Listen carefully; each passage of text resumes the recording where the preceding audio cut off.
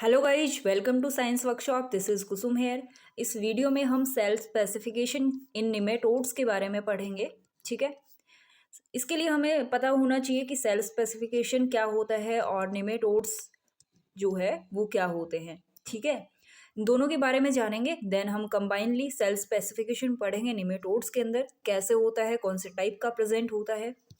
अगर आपको इसका पीडीएफ चाहिए तो आप मुझे टेलीग्राम चैनल पे ज्वाइन कर सकते हैं। टेलीग्राम चैनल का जो लिंक है वो आपको डिस्क्रिप्शन में मिल जाएगा और ये है टेलीग्राम चैनल साइंस वर्कशॉप के नाम से।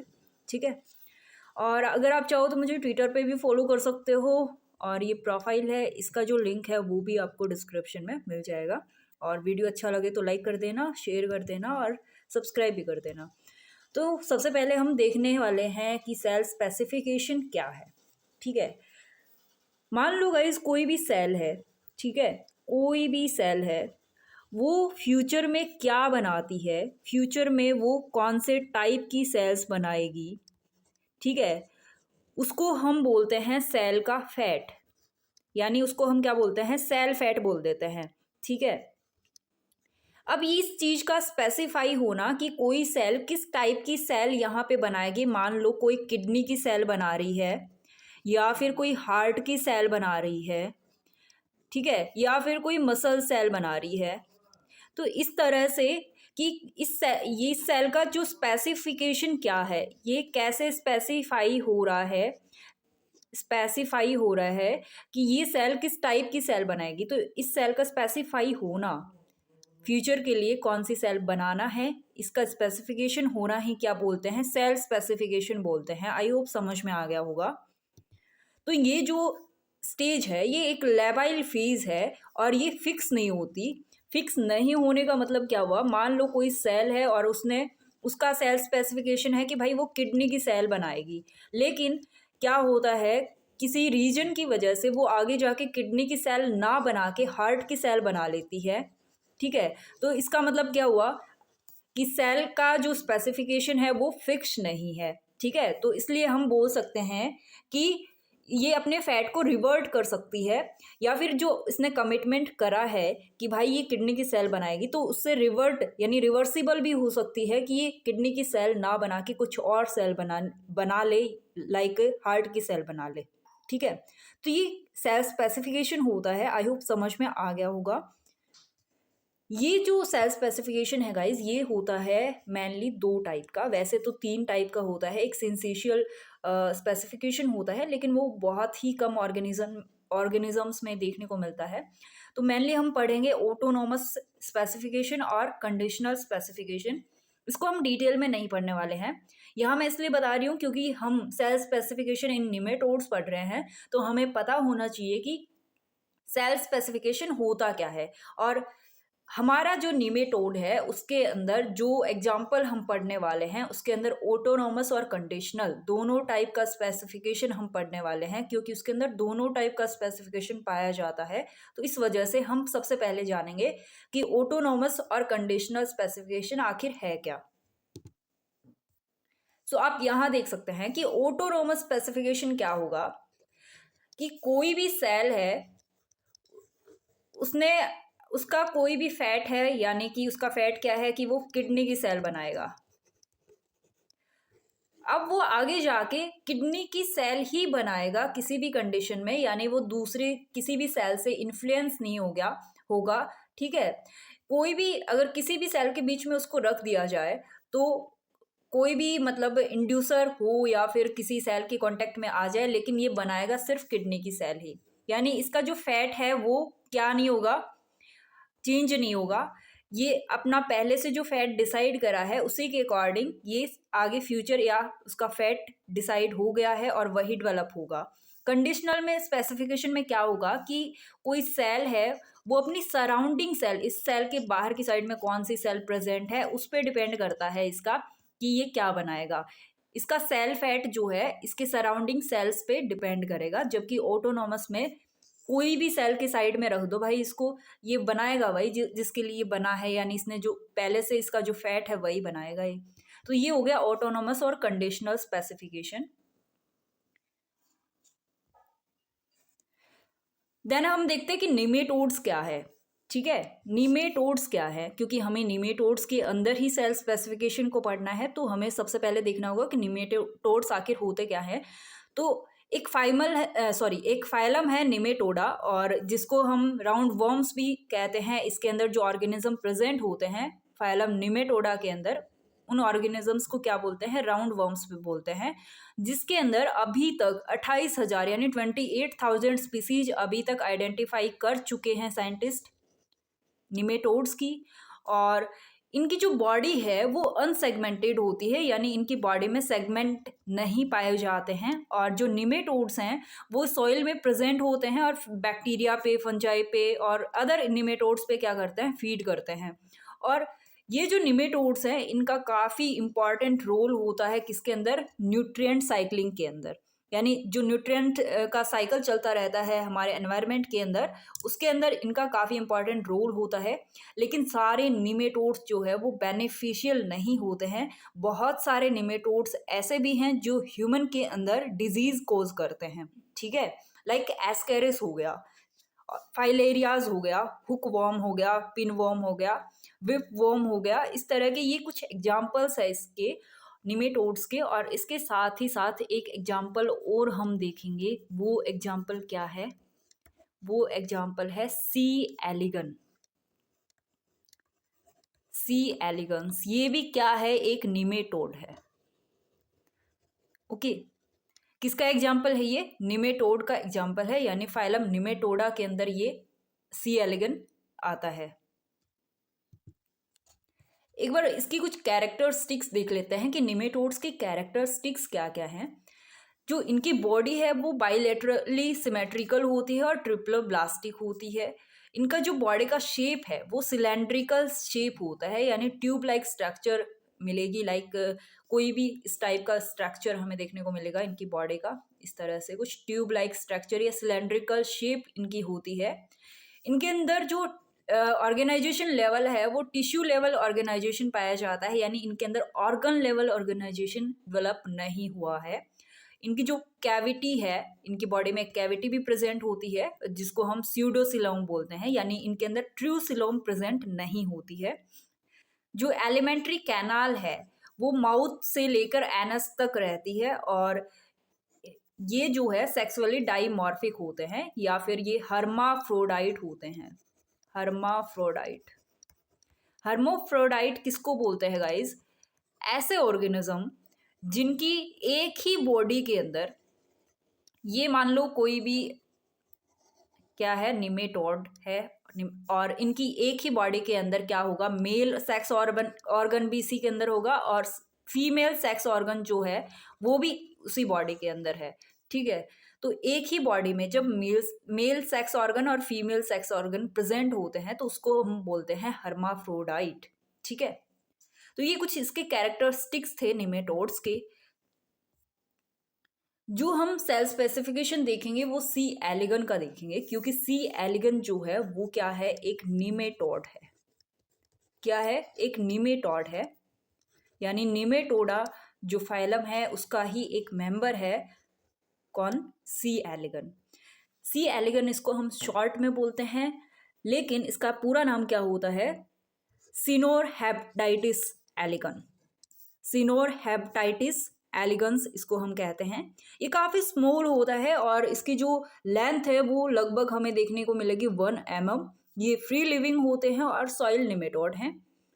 इनके अंदर जो एम्ब्रियोजेनेसिस का पीरियड है वो काफ़ी रैपिड होता है और लगभग ये 16 घंटे तक चलता है, यानी 16 आवर्स तक इनका एम्ब्रियोजेनेसिस का पीरियड होगा, और जो कि अकम्प्लिश होता है नॉर्मली पेट्री डिश के अंदर। और हमने देखा कि निमेटोड्स जो है वो हर्माफ्रोडाइटिक होते हैं, यानी इनकी एक ही बॉडी के अंदर, यानी एक ऑर्गेनिज्म के अंदर मेल सेक्स ऑर्गन भी है और फीमेल सेक्स ऑर्गन भी है। और यानी कि ये हर्माफ्रोडाइटिक हैं जो कि प्रोड्यूस करते हैं एग और स्पर्म। एक ही बॉडी से एग बनेगा, उसी बॉडी से स्पर्म बनेगा। तो these round worms can reproduce either by self fertilization, इनके अंदर सेल्फ फर्टिलाइजेशन हो सकता है या फिर क्रॉस फर्टिलाइजेशन हो सकता है। सेल्फ फर्टिलाइजेशन यानी एक ही बॉडी के अंदर, मान लो ये एक ही बॉडी के अंदर यहाँ पे एग है और यहाँ पे स्पर्म है, इन्हीं के बीच में फर्टिलाइजेशन हो जाएगा, तो इसको बोलते हैं सेल्फ फर्टिलाइजेशन। लेकिन मान लो किसी और बॉडी से यानी किसी और ऑर्गेनिज्म से ये एग है और किसी और ऑर्गेनिज्म से यहाँ से स्पर्म आ गया, इनका फर्टिलाइजेशन होगा, तो इसको क्या बोल देंगे, क्रॉस फर्टिलाइजेशन। और इसके अंदर सेल्फ फर्टिलाइजेशन और क्रॉस फर्टिलाइजेशन दोनों टाइप का फर्टिलाइजेशन पाया जाता है। आई होप समझ में आ गया हो। अभी हम अपने मेन पॉइंट पे पहुंचने वाले हैं, सेल स्पेसिफिकेशन इन सी एलिगन्स। ठीक है, अब सी एलिगन जो है उसके अंदर कंडीशनल एंड ऑटोनोमस दोनों टाइप का सेल स्पेसिफिकेशन हमें देखने को मिलता है। ठीक है, इनके अंदर क्या होता है गाइस, हम इसको डायग्राम से देखते हैं फिर यहाँ पे आएंगे। तो सबसे पहले oocyte जो होता है उसके अंदर क्या करता है, एक oocyte है और उसके अंदर किसने एंटर करा, स्पर्म ने। स्पर्म का न्यूक्ली इसके अंदर आ गया और इनका जो oocyte का इसके अंदर ऑलरेडी प्रेजेंट था, इनके अंदर फ्यूजन होगा और क्या बनेगा, जायगोट बन जाएगा। ठीक है, तो ये जो जायगोट बना है इसके अंदर ये क्या है, एक तरह से हम इसको P0 सेल बोल सकते हैं, जो कि आप यहाँ लिखा हुआ देख सकते हैं। जब इसके अंदर डिवीजन होगा तो ये डिवीजन जब होगा तो दो सेल बना लेगा। ठीक है, एक सेल जो होगा वो AB सेल होगा ये वाला, और ये वाला कौन सा होगा, P1 सेल होगा। जो AB सेल्स होती है यहाँ पे वो क्या होती है, फाउंडर सेल्स होती है। और जो यहाँ पे P1 सेल बनी है ये कौन सी सेल है, ये है जर्म सेल। ओके, सो यहाँ पे ये हमारा जायगोट था और जायगोट के अंदर ये P0 सेल है, इसको हम P0 सेल मान सकते हैं। और जब इसके अंदर डिवीजन हुआ, ठीक है, जब इसके अंदर डिवीजन हुआ तो दो सेल बन गई और ये है हमारी AB सेल और ये है हमारी P1 सेल। ठीक है, अब AB सेल से क्या बनेगा, इसका एंटीरियर रीजन बनता है गाइस, और जो P1 सेल है ये इसका पोस्टीरियर रीजन बनाती है। ठीक है, एंटीरियर यानी फ्रंट वाला, आगे वाला जो हिस्सा है वो एंटीरियर से बनेगा, पोस्टीरियर ये जो पीछे वाला पोर्शन है वो कैसे बनेगा, P1 सेल से बनेगा। कुछ इस तरह की स्ट्रक्चर हमें देखने को मिलती है, रफ डायग्राम बना रही हूँ। तो ये मान लो इधर माउथ की साइड में है तो ये एंटीरियर है और ये बैक की साइड में है, यानी ये माउथ से जस्ट पीछे की साइड में, तो ये पोस्टीरियर रीजन हो गया। ठीक है, तो AB सेल फाउंडर सेल होती है और P1 सेल जर्म सेल्स होती है। आई होप इतना समझ में आ गया होगा। ये आगे इनके अंदर डिवीजन होगा। अब आगे इसके अंदर जब डिवीजन होता है, जब P1 सेल है, जो P1 सेल है वो भी आगे दो में डिवाइड हो जाती है, EMS और P2 सेल के अंदर। ठीक है, आप यहाँ देख सकते हैं, पहले AB और P1 में डिवाइड हुआ, देन जो P1 सेल है वो P2 और EMS में डिवाइड हो गई। ठीक है, क्योंकि इनके अंदर डिवीजन तो चलते ही रहते हैं। ठीक है, तो और यहाँ पे जो AB सेल है वो किसके अंदर डिवाइड होगी, ABA और ABP। यहाँ पे A का मतलब एंटीरियर है यानी AB एंटीरियर, और ABP का मतलब हुआ AB पोस्टीरियर सेल में। ठीक है, देन नेक्स्ट क्या होगा, यहाँ पे जो EMS बना है, EMS बना है ये आगे डिवाइड होगा MS और E में। MS सेल मीजोडर्मल सेल्स बनाते हैं आगे जाके, और E जो है वो एंडोडर्मल जो है सेल बनाते हैं आगे जाके, इंटेस्टाइनल सेल होते हैं जो एंडोडर्मल सेल। और मीजोडर्मल सेल्स जो है वो मसल बनाएंगे, फेरिंग्स बनाएंगे, न्यूरॉन्स बनाएंगे, सोमेटिक गोनाड्स और अदर सेल बना लेंगे यहाँ पे। देन जो P2 सेल है वो आगे फिर से डिवाइड होगी और वापस किस में डिवाइड होगी, C में और P3 सेल में। यहाँ पे हमने देखा MS और E में EMS सेल डिवाइड होगी, और P2 जो थी वो C में और P3 के अंदर डिवाइड होगी। देन ये आगे क्या बनाएगी, जो P3 है वो आगे जाके P4 और D बना लेगी, D सेल आगे जाके मसल बनाएगी, और P4 सेल जो है वो जर्म लाइन है, और C जो है वो मसल हाइपोडर्मिस न्यूरॉन्स बना लेगी, आगे जाके मसल बनाएगी, हाइपोडर्मिस न्यूरॉन्स बना लेगी। ये इनका मतलब फैट होता है कि आगे जाके क्या बनाती हैं, अब हमें ये देखना है कि इनके अंदर सेल स्पेसिफिकेशन हो कैसे रहा है। ये हमने इसका पूरा प्रोसेस देख लिया कि कौन सी सेल एंटीरियर बनाएगी, कौन सी सेल पोस्टीरियर बनाएगी, कौन सी सेल किस में डिवाइड हो रही है आगे जाके। ठीक है, इसका ये रफ डायग्राम तो नहीं बोल सकते, एक ऊपर ऊपर से आइडिया लग गया हमें, है ना। इस डायग्राम में मैंने थोड़ा सा और डिटेल में आपको शो कर रखा है, आप काफ़ी अच्छे से यहाँ पे देख सकते हैं। सबसे पहले हमारे पास में PO सेल थी, यानी जायगोट था, जिसने 2 में डिवाइड करा, डिवीजन हुआ तो 2 सेल बनेगी ना। तो P1 सेल बनी जो कि जर्म सेल है, और AB सेल बनी जो कि फाउंडर सेल है। यहाँ पे P1 जो है वो EMS और P2 में डिवाइड हो जाती है, P2 जो है वापस P3 और C में डिवाइड हो जाती है, और EMS से बन जाती है E सेल और MS cell.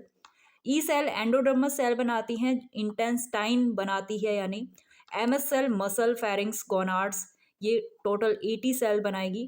E cell 20 cell बनाएगी, और यहाँ पे जो C सेल है वो मसल बनाएगी, हाइपोडर्मिस न्यूरॉन्स बनाएगी, और जो P3 है वो वापस डिवाइड होती है P4 में और D में। तो इस तरह से इनका डिवीजन होता है। यहाँ पे जो AB फाउंडर सेल है वो ABP में यानी AB पोस्टीरियर में, और ABA में यानी AB एंटीरियर में डिवाइड होती है। ये सेल आगे वापस डिवाइड होंगी, वापस किस में डिवाइड होगी, जो ABP है यानी AB पोस्टीरियर है वो ABPR में डिवाइड होगी। यहाँ पे PR का मतलब क्या हुआ, पोस्टीरियर राइट। ठीक है, R का मतलब यहाँ पे हो गया राइट, और L का मतलब क्या हुआ, R, और L का मतलब हुआ लेफ्ट। तो इस तरह से ABPR और ABPL बना लेती है, यानी AB पोस्टीरियर लेफ्ट बना लेगी। यहाँ पे ABAR यानी AB anterior right, AB anterior left. तो आगे जाके ये इनके फैट हैं जो ये गेन कर लेते हैं, और इतनी सारी ये सेल बनाते हैं। सो गाइस, यहाँ पे जो AB सेल है, यहाँ ये AB सेल है, यहाँ पे क्या होगा, इसके अंदर कंडीशनल स्पेसिफिकेशन होगा। कौन सा स्पेसिफिकेशन होगा, कंडीशनल स्पेसिफिकेशन इसके अंदर हमें देखने को मिलेगा। और जो P सेल है, यहाँ पे P1 सेल है, यहाँ हमें ऑटोनोमस स्पेसिफिकेशन देखने को मिलेगा। ठीक है, ऑटोनोमस स्पेसिफिकेशन हमें देखने को मिलेगा। अब हम ऐसा क्यों बोल रहे हैं, हमने देखा कंडीशनल स्पेसिफिकेशन के लिए सराउंडिंग सेल्स का इफेक्ट पड़ता है, यानी सराउंडिंग सेल्स की वजह से वो अपने फैट को क्या कर लेती है, चेंज कर लेती है। तो यहाँ पे जो AB सेल्स बनाएंगे आगे जाके कुछ सेल्स, तो वो P1 के इंट्रैक्शन से ही बनेगा, यानी P सेल जो है उसके इंट्रैक्शन से ही बनेगा। अब यहाँ तक आप देख चुके हो कि ABP और ABA में डिवाइड हुई है। ठीक है, ज़्यादा कॉम्प्लेक्स हो रहा हो तो, अगर समझ नहीं आ रहा हो तो, कोई डाउट बचे तो आप मुझे कमेंट बॉक्स में पूछ सकते हैं। ठीक है, सो यहाँ ABP के पास में होता है GLP-1 नोच होता है ये, आप यहाँ देख सकते हैं। इसका कलर चेंज करते हैं ताकि ठीक से दिख जाए। तो ABP के पास में GLP-1 होता है, और यहाँ हमारा P2 सेल है, इसके पास में APX प्रोटीन होता है। ठीक है, अब ये GLP-1 जो है वो रिसेप्टर है, APX प्रोटीन से सिग्नल आएगा और GLP-1 तक ये आएगा, और रिसेप्टर इसको क्या कर लेगा, अपने रिसेप्टर इसको गेन कर लेगा।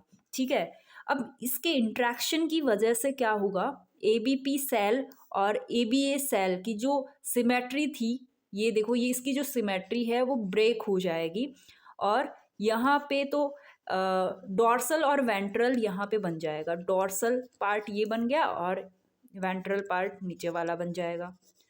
तो डॉर्सल और वेंट्रल पार्ट किसकी वजह से बन रहा है, P2 की वजह से बन रहा है, क्योंकि अगर ABP को यहाँ पे P2 ने सिग्नल नहीं दिया तो ये डॉर्सल और वेंट्रल पार्ट नहीं बन पाएगा।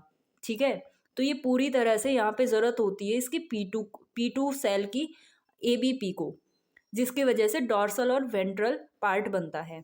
अब यहाँ क्या क्या कौन सा स्पेसिफिकेशन हमें देखने को मिला, कंडीशनल। ठीक है, समझ आ गया कंडीशनल क्यों बोल रहे हैं हम यहाँ पे, क्योंकि सराउंडिंग सेल की यहाँ पे इसको इंड्यूस कर रही है सराउंडिंग सेल, तब जाके ये पूरा आगे अपना फैट गेन कर रहा है। देन यहाँ आप देखो P2 के पास में है MOM2 जो कि एक WNT प्रोटीन है, उसका प्रोडक्ट होता है MOM2, ठीक है। P2 के पास में है MOM2, यहाँ हमारा EMS सेल है, इसके पास में है MOM5। अब इन दोनों का इंट्रैक्शन होगा, जब ये इंट्रैक्शन होगा तभी EMS जो है वो E और MS दो में डिवाइड होगा, ठीक है। जब MOM2 और MOM5 का इंट्रैक्शन होगा तो जाके EMS E और MS में डिवाइड होगा। मान लो कि P2 ने इंट्रैक्ट नहीं करा EMS को, ठीक है, इन दोनों इंट्रैक्शन नहीं हुआ, तो क्या होगा, ये E सेल जो है एंडोडर्मल सेल वो नहीं बन पाएगा, सिर्फ दो मीजोडर्मल सेल बन जाएंगे, यानी ये जो MS सेल है ये दो बन जाएंगे, जबकि E सेल जो एंडोडर्मल सेल है वो नहीं बनेगा। तो यहाँ पे भी किसकी ज़रूरत है, P2 की ज़रूरत है, किसके लिए, एंडोडर्मल सेल बनाने के लिए EMS को। तो P के अंदर यानी P2 के अंदर तो क्या होगा, P2 के अंदर तो होगा ऑटोनॉमस स्पेसिफिकेशन, जबकि जो EMS है उसके अंदर भी हमें क्या देखने को मिल रहा है, कंडीशनल स्पेसिफिकेशन देखने को मिल रहा है, ठीक है। आई होप समझ में आ गया होगा। देन आगे क्या होता है, ये यहाँ पे वही शो कर रखा है कि ये डॉर्सल फैट है और ये वेंट्रल साइड बन गया, और ये किसकी वजह से बना, P1 के यहाँ पे P2 के इंट्रैक्शन की वजह से, जो कि ABP के साथ में हुआ, APX और GLP-1 का। और ये यहाँ पे जो P2 था इसकी वजह से क्या हो गया, MS और E में ये डिवाइड हो गया, वरना सिर्फ दो MS सेल बन जाती, यानी दो मीजोडर्मल सेल बन जाती अगर P2 यहाँ पे नहीं होता तो, लेकिन यहाँ पे था इसलिए एक MS सेल बनी और एक एंडोडर्मल सेल बनी। तो इस वजह से हमें यहाँ पे क्या देखने को मिला कि यहाँ पे कंडीशनल स्पेसिफिकेशन हो रहा है EMS के अंदर, जो कि जो P2 है, P सेल जितनी भी है यहाँ पे उन सब में ऑटोनॉमस होगा, क्योंकि उनको आगे अपना फैट लेने के लिए किसी भी सराउंडिंग सेल की ज़रूरत नहीं पड़ेगी, ठीक है।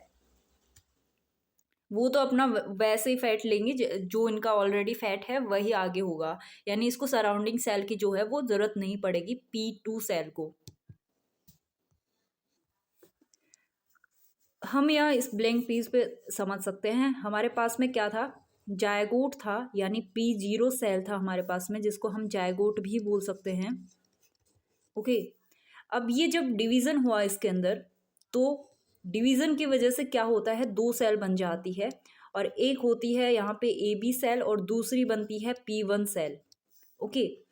देन इनमें वापस डिवीज़न होता है, तो वापस जब डिवीज़न होगा तो ये एक A बन जाएगा और दूसरी बन जाएगी ABP, यानी AB एंटीरियर और AB पोस्टीरियर।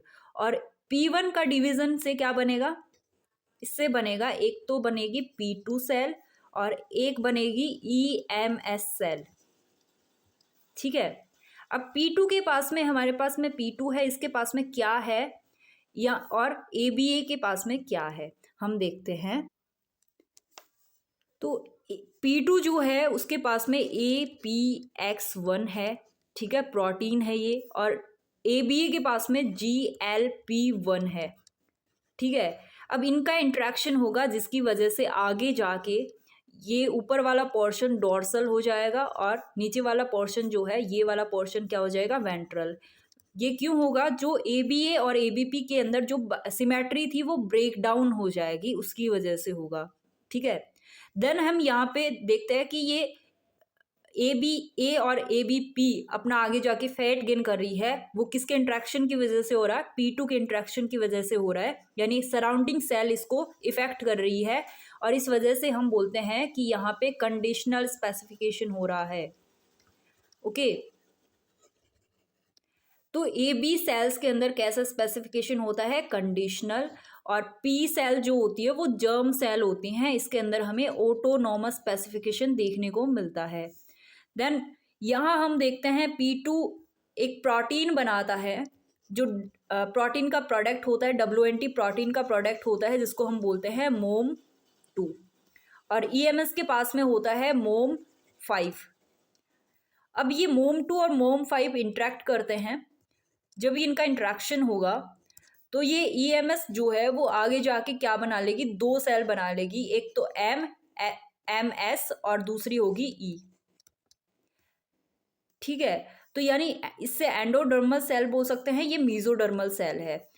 जब इनका इंट्रैक्शन हो रहा है तभी ये बन रहा है। मान लो P2 का इंट्रैक्शन EMS से नहीं हुआ तो क्या होगा? अगर मान लो P2 का इंट्रैक्शन नहीं हुआ तो होगा भाई सिर्फ 2 MS सेल बन जाएगी, E सेल बनेगी ही नहीं, यानी एंडोडर्मल सेल बनेगी ही नहीं यहाँ पे। तो इस वजह से यहाँ भी EMS के अंदर भी हमें क्या देखने को मिल रहा है, कंडीशनल स्पेसिफिकेशन देखने को मिल रहा है। यहाँ EMS सेल के अंदर कैसा स्पेसिफिकेशन है, कंडीशनल स्पेसिफिकेशन है। ठीक है, और यहाँ जो P2 सेल है वो वापस आगे अपने जर्म सेल बनाती जाएगी, P3 बना लेगी और C बना लेगी, इस तरह से आगे बनता जाता है। तो P2 को किसी की ज़रूरत नहीं होती है आगे अपनी सेल्स को डिवीजन करने के लिए, यानी अपने फैट को गेन करने के लिए। तो P2 सेल जो है उसके अंदर हमें कैसा स्पेसिफिकेशन देखने को मिलेगा, ऑटोनॉमस। ठीक है, तो आई होप समझ में आ गया होगा। AB सेल के अंदर कंडीशनल स्पेसिफिकेशन, P1 सेल के अंदर ऑटोनॉमस, और जो P1 जो आगे डिवाइड होगी P2 और EMS में, यहाँ पे EMS में कैसा स्पेसिफिकेशन, कंडीशनल। और एक कंडीशनल और ऑटोनॉमस क्यों हो रहा है ये भी मैंने आपको बता दिया है। और P2 में कैसा, ऑटोनॉमस। यहाँ AB आगे जो भी बनाएगी डिवीजन होने के लिए उसको, यानी अपना फीट सही से जो प्रॉपर फैट है उसको गेन करने के लिए P1 जो P2 से इंट्रैक्शन करना पड़ेगा। यहाँ P1 है, P1 से इंट्रैक्शन करना पड़ेगा। AB डिवाइड होके ABP और ABA बनाती है, तो P2 से इंट्रैक्शन करना पड़ेगा। और जो EMS है उसको भी P2 से इंट्रैक्शन करना पड़ेगा, तब जाके वो अपना डिज़ायरेबल जो फैट है वो गेन कर पाएगी। इस वजह से कंडीशनल है और इसको किसी की ज़रूरत नहीं होगी, मतलब सराउंडिंग सेल्स का इसके ऊपर कोई इफेक्ट नहीं पड़ता इसके फैट पे, तो ये ऑटोनोमस स्पेसिफिकेशन हो जाएगा। आई होप समझ में आ गया होगा।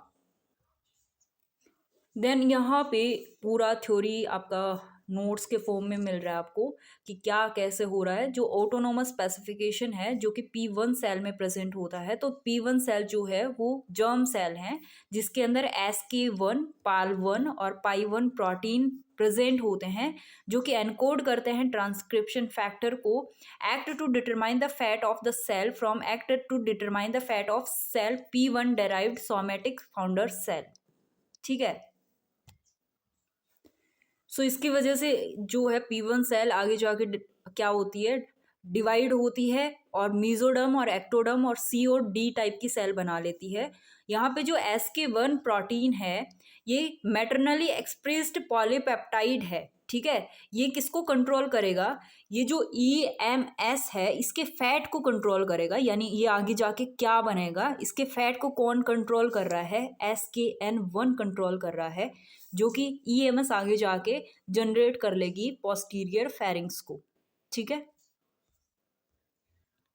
कंडीशनल स्पेसिफिकेशन में हम देखेंगे कि अगर हमें यहाँ पे एंडोडर्म चाहिए EMS से, तो उसको सिग्नल चाहिए होता है नेबरिंग सेल से, जो कि नेबरिंग सेल इसका कौन सा है, P2 सेल है। ठीक है, जिसकी वजह से EMS जो है वो MS यानी मीजोडर्मल मसल और E यानी इंटेस्टाइनल एंडोडर्म में डिवाइड हो जाती है।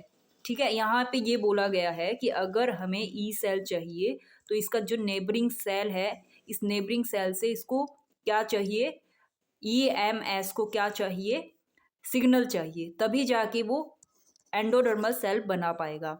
अगर P2 सेल नहीं होगा, रिमूव कर दिया गया अगर हमने, तो क्या होगा, जो EMS सेल है वो डिवाइड होगा, सिर्फ 2 मीजोडर्मल सेल बनाएगा, यहाँ पे कोई एंडोडर्म प्रोड्यूस नहीं होगा। और जो EMS recombines with P2 it will form endoderm. अगर वापस से हमने EMS को रिकम्बाइन कर दिया P2 के साथ में, तो क्या होगा, एंडोडर्म बन जाएगा। ठीक है, नेक्स्ट देखते हैं जो P2 प्रोटीन है वो क्या प्रोड्यूस करता है, सॉरी, जो P2 सेल है वो WNT प्रोटीन का एक प्रोडक्ट है MOM2, वो प्रोड्यूस करेगा। और ये जो MOM2 है वो सिग्नल देगा किसको, EMS सेल को, EMS सेल के साथ में इंटरेक्ट करेगा। और EMS सेल में हमने देखा MOM5 प्रेजेंट होता है, और वो ये जो MOM5 है वो इसकी सिग्नल को क्या कर लेगा, रिसीव कर लेगा। Okay, in this pathway the down regulation of POP1 gene, ये जो पूरा का पूरा जो प्रोसेस है, इसके अंदर एक POP1 जीन होता है। ठीक है, ये जब इंट्रैक्शन करते हैं MOM2 और MOM5 जब इंट्रैक्शन करते हैं तो POP1 जीन है इसको डाउन रेगुलेट कर देंगे। ठीक है, तो उसकी वजह से क्या होगा, जो MS और E सेल अलग अलग बन जाएंगे। एंड देन हम देखते हैं कि नोच प्रोटीन होता है, यानी GLP प्रोटीन होता है, जो कि एक सरफेस प्रोटीन है। और APX1 होता है किसके अंदर, P2 के अंदर। देन जो APX सिग्नल देगा, और जो कि क्या करेगा, सिग्नल दे के सिमेट्री को ब्रेक कर देगा। AB पोस्टीरियर और AB एंटीरियर के बीच में जो सिमेट्री थी उसको ब्रेक करने का काम कौन करता है, APX के सिग्नल के द्वारा वो ब्रेक होती है। ठीक है, जो GLP1 को सिग्नल दे कौन रहा है, APX1 दे रहा है। ठीक है, और ये GLP नोच जो है ये इस सिग्नल को ले रहा है। और जब ये सिग्नल ले रहा है तो क्या होगा, AB पोस्टीरियर और AB एंटीरियर के बीच की सिमेट्री ब्रेक हो जाएगी। और जैसे ही सिमेट्री ब्रेक होगी तो क्या हो जाएगा, इसका डॉर्सल और वेंट्रल जो है वो बन जाएगा। ठीक है, डोर्सल और वेंट्रल पोर्शन बन जाएगा। आई होप सबको समझ में आ गया होगा। वीडियो थोड़ा सा लंबा था क्योंकि टॉपिक समझने लायक था। अगर फिर भी आपको कोई डाउट बचता है तो आप मुझे कमेंट बॉक्स में पूछ सकते हैं। अगर वीडियो अच्छा लगा हो तो प्लीज़ लाइक कर देना, शेयर कर देना अपने दोस्तों के साथ में, और सब्सक्राइब नहीं करा है तो सब्सक्राइब भी कर लेना, और बेल आइकन को प्रेस करना मत भूलना ताकि नेक्स्ट वीडियो का अपडेट जो है वो आपको मिल जाए। Thank you so much guys.